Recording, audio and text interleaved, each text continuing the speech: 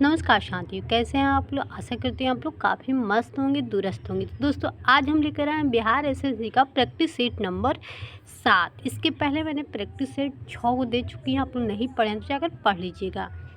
इसमें रहेगा आपको 75 जीके जीएस एमसीक्यू। ये जो रहेगा आपका बुक है स्पार्क कंपनी का है, ठीक है। तो हम चलते हैं सीधे क्वेश्चन पे। एक छोटा सा मेरा विनती है, रिक्वेस्ट है, वीडियो सबको ही देखता है भाई, क्लास करता है, सबको फ़ायदा होता है। तो मेरी छोटा सा विनती है कि आप लोग चैनल को सब्सक्राइब कर दीजिएगा और कमेंट ज़रूर करके बताइएगा कि हमारा जो क्वेश्चन मैं करवाती हूँ आप लोगों को बीच प्रैक्टिस सेट करवाती हूँ, तो आप लोग कैसा लगता है, अच्छा लगता है, कहीं दिक्कत तो नहीं है। कुछ भी हो, कोई प्रॉब्लम हो, आप कमेंट करके पूछिएगा। ओके, चलते हैं हम सीधे क्वेश्चन पे। तो दोस्तों आप देख रहे हैं कि हम प्रैक्टिस सेट नंबर 7 पे आ चुके हैं, आप लोगों के सामने खुला हुआ है, ठीक है। तो आइए हम चलते हैं, क्वेश्चन को हम थोड़ा बड़ा कर लेते हैं ताकि आप लोगों को पढ़ने में आराम होगा, ठीक है। फर्स्ट क्वेश्चन है, गुप्त वंश का वह राजा कौन था जिसने हुनों को भारत पर आक्रमण करने से रोका था। ये हो जाएगा स्कंदगुप्त, ठीक है। नेक्स्ट क्वेश्चन पे हम आते हैं, स्वामी विवेकानंद का मूल नाम क्या था। तो क्या नाम था भाई, आप लोग बताइए क्या नाम था। तो नरेंद्रनाथ दत्त, ठीक है। इसका आंसर ए हो जाएगा। चलते हैं नेक्स्ट क्वेश्चन पे। अब आ रहा है कि भारत में डाक व्यवस्था शुरू करने वाला ब्रिटिश गवर्नर जनरल कौन था। तो ये हो जाएगा आपका लॉर्ड डलहौजी, ठीक है। चलते हैं नेक्स्ट क्वेश्चन पे। यहाँ पे आ रहा है कि महाराष्ट्र में भक्ति संप्रदाय निम्नलिखित में से किसकी शिक्षाओं द्वारा फैला हुआ था। तो ये हो जाएगा आपका संत ज्ञानेश्वर, ठीक है। चलते हैं नेक्स्ट क्वेश्चन पे। चीन की राष्ट्रीय पार्टी दल कुओमिंतांग की स्थापना किसने की थी। तो ये हो जाएगा आपका sun यat-sen ने, ठीक है। चलते हैं नेक्स्ट क्वेश्चन पे। रजिया सुल्तान किसकी बेटी थी। तो रजिया सुल्तान किसकी बेटी थी। तो अल्तमस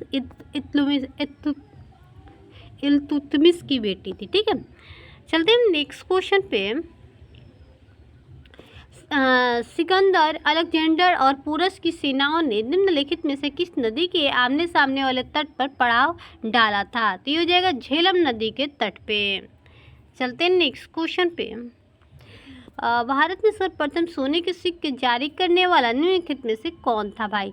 सबसे पहले सोने के सिक्का जो जारी करने वाला था कौन था। तो कुषाण थे, ठीक है। चलते हैं नेक्स्ट क्वेश्चन पे। अब आ रहे यहाँ पे कि 1932 में सांप्रदायिक अवार्ड द्वारा किसी पृथक प्रतिनिधित्व प्रदान किया गया था। तो ये हो जाएगा हरिजनों के द्वारा। याद रखिएगा दोस्तों, क्वेश्चन भी आई है। अब अरे विजयनगर के महान साम्राज्य का अवशेष कहाँ पाए जाते हैं। तो ये हो जाएगा आपका हम्पी में। इसका आंसर सी हो जाएगा। अब नेक्स्ट क्वेश्चन पे आएगा, निम्नलिखित में से किस सिख गुरु ने गुरु नानक की जीवनी लिखी थी। तो किसने लिखा था भाई। तो ये हो जाएगा गुरु अंगद देव ने, ठीक है। इसका आंसर ये हो जाएगा। चलते हैं नेक्स्ट क्वेश्चन पे।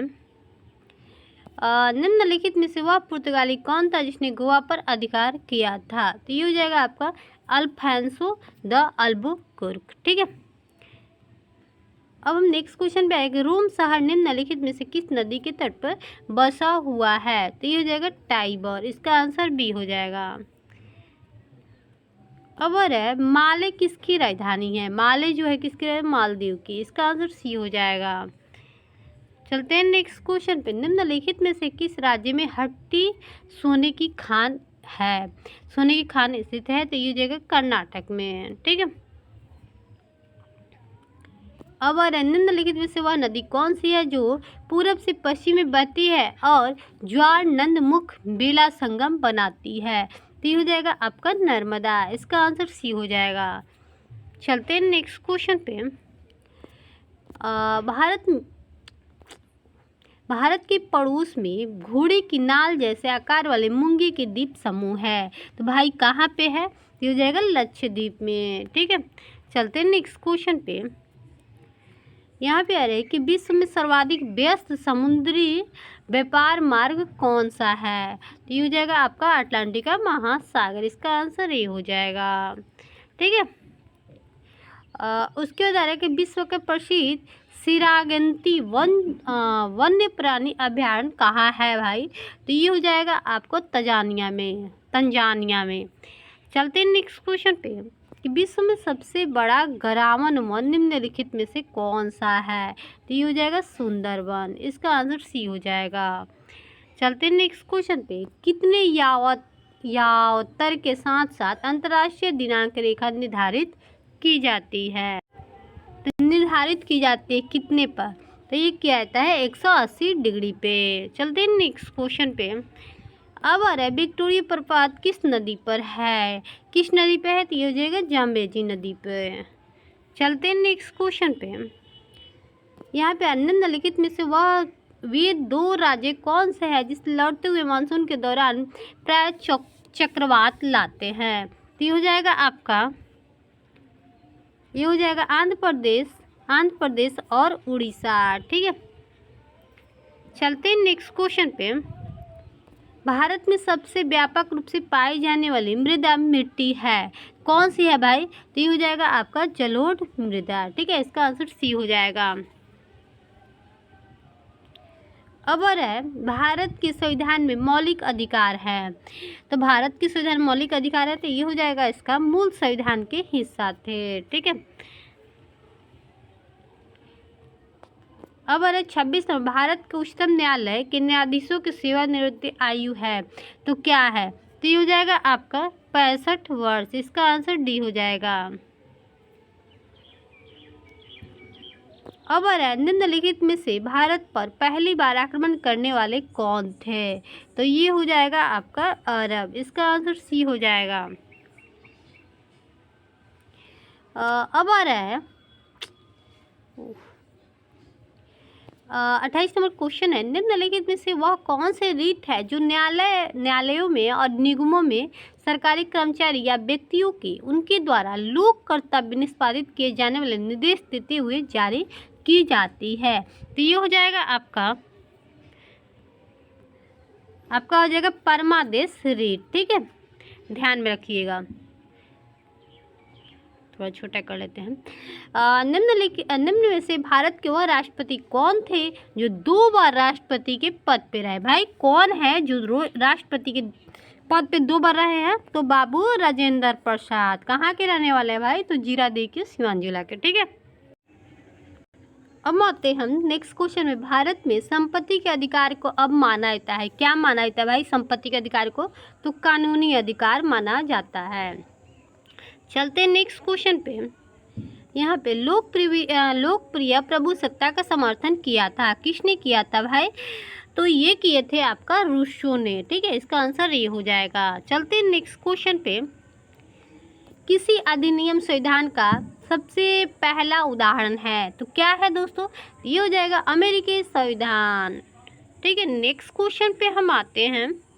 यहाँ पे स्वतंत्रता प्राप्ति के बाद भारत सरकार ने निजाम के हैदराबाद राज्य को निम्नलिखित में से किस कार्रवाई द्वारा अधिकार लिया था? तो ये हो जाएगा आपका पुलिस कार्रवाई द्वारा हैदराबाद राज्य को मतलब अपने अधिकार में ले लिया था। ठीक है, आज़ादी के बाद। अब विदेशों को भेजे जाने वाले विभिन्न संसदीय प्रतिनिधि मंडलों के लिए व्यक्तियों का नामांकन निम्नलिखित में से कौन करता है? तो ये करता है आपका लोकसभा अध्यक्ष। चलते हैं नेक्स्ट क्वेश्चन पे। किसी राज्य के राज्यपाल को निम्नलिखित में से किसकी शक्ति निहित नहीं है? किसकी शक्ति निहित नहीं है? तो ये हो जाएगा विधानसभा स्थगित करने की। ओके, अब हम चलते हैं। आई एम द स्टेट, मैं ही राज्य हूँ, यह किसने कहा था? तो ये हो जाएगा आपका फ्रांस की लुई। चलते हैं नेक्स्ट क्वेश्चन पे। यहाँ पे आ रहे किसी प्रदेश के विशिष्ट वनस्पति का वितरण मुख्य रूप से किसके द्वारा निर्धारित होता है? तो ये हो जाएगा आपका हवा, पानी और अक्षांश। ठीक है, अब अंतर्राष्ट्रीय मुद्रा कोष का मुख्यालय कहाँ पे स्थित है?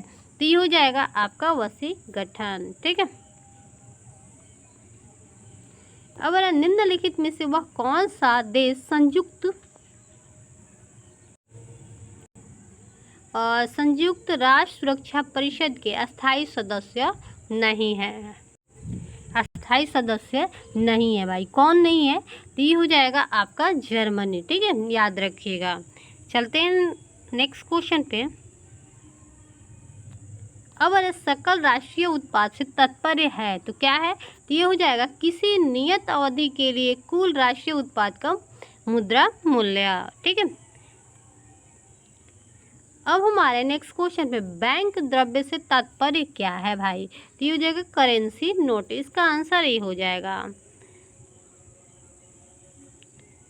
नेक्स्ट क्वेश्चन पे आ रहा है कि हरित क्रांति का मुख्य उद्देश्य निम्नलिखित में से किसका उत्पादन बढ़ाना था? तो ये हो जाएगा आपका खदानों का। ठीक है, इसका आंसर सी हो जाएगा। नेक्स्ट क्वेश्चन पे आ रहा है कि निम्नलिखित में से किस राज्य में लेटराइट मिट्टी पाई जाती है? तो ये हो जाएगा आपका कर्नाटक और तमिलनाडु में। इसका आंसर डी हो जाएगा। अब हम आते हैं नेक्स्ट क्वेश्चन पे। निम्नलिखित में से कौन सा भारत का सबसे ऊंचा पर्वत शिखर है? तो कौन सा है भाई? तो ये हो जाएगा गार्विन ऑस्टेन। ठीक है, अब निम्नलिखित में से वह उच्चतम न्यायालय की सबसे पहली महिला न्यायाधीश कौन थी? तो ये हो जाएगा आपका फतिमा बीबी। ठीक है, the clash of the civilisation पुस्तक का लेखक निम्नलिखित में से कौन है? तो ये हो जाएगा आपका सैमुअल हस्टिंगटन। ठीक है, अब निम्नलिखित में से वह लाइन रेखा कौन सी है जो भारत के अंतर्राष्ट्रीय सीमा के किसी भी भाग को सीमांकित नहीं करती है? तो ये हो जाएगा आपका डूरंट लाइन। ओके, इसका आंसर डी हो जाएगा। चलते हैं नेक्स्ट क्वेश्चन पे। वह स्थान कौन सा है जहां विश्व का सबसे बड़ा गोल गुंबज स्थित है? तो कौन सा है भाई? कौन सा हो जाएगा भाई? तो ये हो जाएगा आपका बीजापुर में है गोल गुंबज, ध्यान में रखिएगा। ठीक है, इसका आंसर डी हो जाएगा। नेक्स्ट क्वेश्चन पे, हैरी पॉटर सीरीज की पुस्तकें निम्नलिखित में से किसने लिखे थे? मतलब कौन लिखा था भाई? तो ये लिखे थे आपका जेके रोलिंग। ओके, इसका आंसर बी हो जाएगा। चलते हैं नेक्स्ट क्वेश्चन पे। यहाँ पे आ रहा है किस दार्शनिक को 10,000 पीढ़ियों का अध्यापक कहा जाता है? तो भाई किसे कहा था? ये हो जाएगा कन्फ्यूशियन को। ठीक है, इसका आंसर बी हो जाएगा। अब हम चले साइंस के क्वेश्चन पे। ठीक है, फर्स्ट क्वेश्चन है हीरे की चमक का कारण क्या है? बहुत इजी क्वेश्चन है भाई, तो आप लोग बताइए। तो ये हो जाएगा, इसका आंसर है ए, प्रकाश के संपूर्ण आंतरिक परिवर्तन के कारण हीरे का चमक होता है, हीरे में चमक होता है। ओके, अब आ रहे समुद्र की धाराएं निम्नलिखित में से किसका उदाहरण है? तो ये हो जाएगा आपका चालन का। ठीक है, अब हमारे यदि तांबे के तार को दोगुना बढ़ा दिए तो उसका प्रतिरोध क्या हो जाएगा भाई? तो ये हो जाएगा आपका 4 गुना, ध्यान में रखिएगा। ठीक है, अब अरे डीजल इंजन को ईंधन को ज्वलित करने के लिए आवश्यक उच्च तापमान किसके द्वारा प्राप्त किया जाता है? तो ये हो जाएगा आपका सिलेंडर में वायु को सम्मिलित करके। ओके, चलते हैं नेक्स्ट क्वेश्चन पे। लंबी दूरी के बेतार संचार के अपेक्षित तरंगे हैं, तो क्या हो जाएगा? तो ये हो जाएगा रेडियो तरंगे। इसका आंसर सी हो जाएगा। चलते हैं नेक्स्ट क्वेश्चन पे। किसी बत्ती में तेल बढ़ने और चढ़ने का कारण क्या है भाई?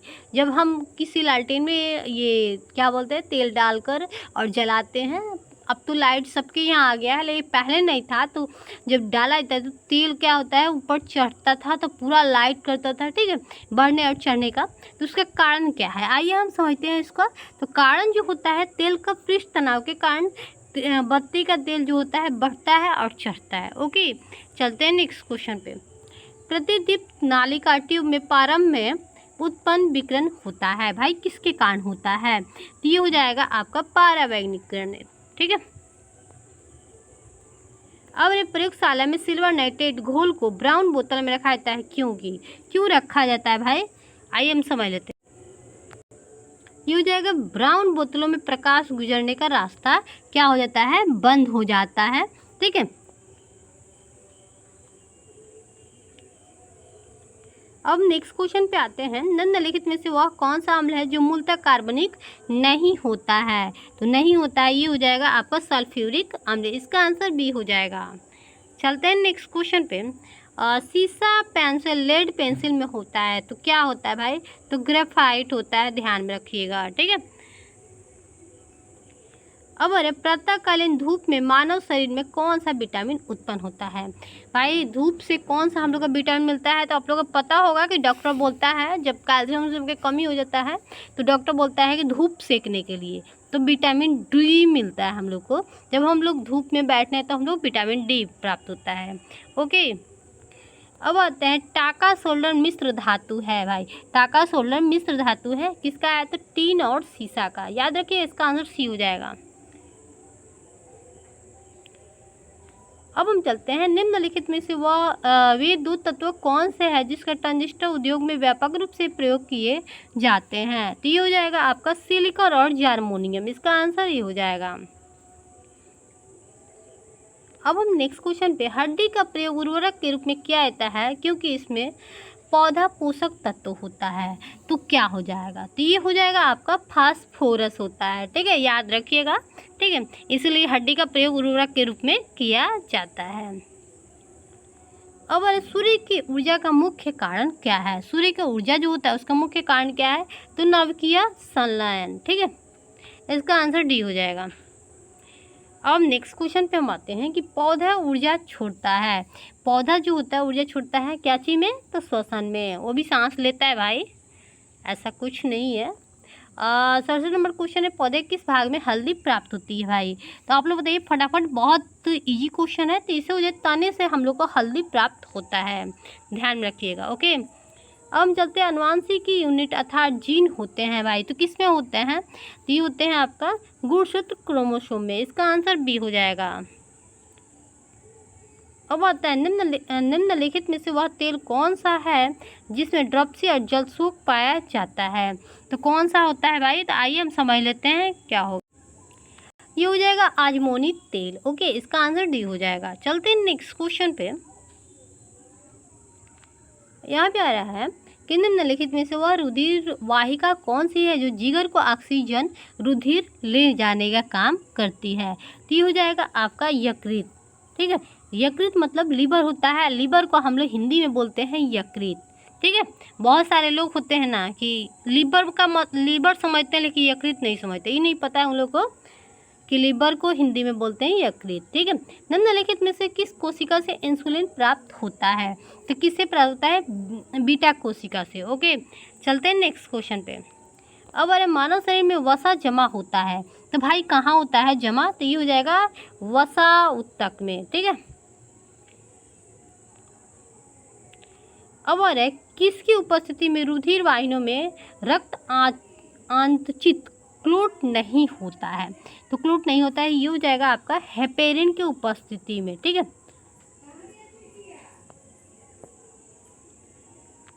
अब आ रहा है किस रोग से रक्षा करने के लिए शिशुओं को डीपी टीका लगाया जाता है?